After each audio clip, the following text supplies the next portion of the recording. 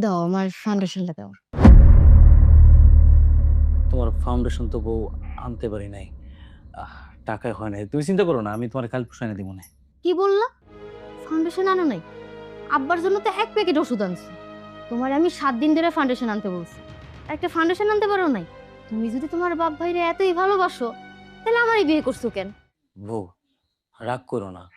তুমি তো বুঝদার মাইয়া, অবুঝদার না, তুমি তো বোঝো। আমার পকেটে কি টাকা পয়সা আছে? পকেটে 600-700 টাকা ছিল। আবার ওষুধ লাগবো, ওষুধ দোকানে গেলাম, গিয়ে দিয়ে ওষুধের মেলা দাম। কি করবো কও? ওষুধ আনা লাগছে, টাকায় হয় নাই। আর তাছাড়া আব্বা যদি ওষুধ না খায়, সব খাবারে তো বমি করে ফেলাইয়া দেয়। ওষুধ না খেলে তো আব্বা বাঁচবো না। আচ্ছা, আমি তোমার কথা দিতেছি, আমি 3-4 দিন পরে আমি তোমার ফাউন্ডেশন এনে দিয়ে নেবো, রাগ করো না, হ্যাঁ?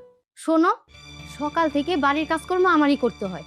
ঝাড়ু দেওয়া শুরু হইতে রাত্রের খাবার দেওয়া শুরু করে সব কাজ আমিই করি। সারাদিন পর রাত্রে যে একটু ঘুমামো তাও ঘুমাইতে পারি না। এই যে শুরু করছে তোমার বাপে কাশি দেওয়া, এই শব্দে কি ঘুমানো যায় বলো? ও বউ, আস্তে আস্তে কথা কও না, এটা তো বাইরে শুনতে পাইবো তো।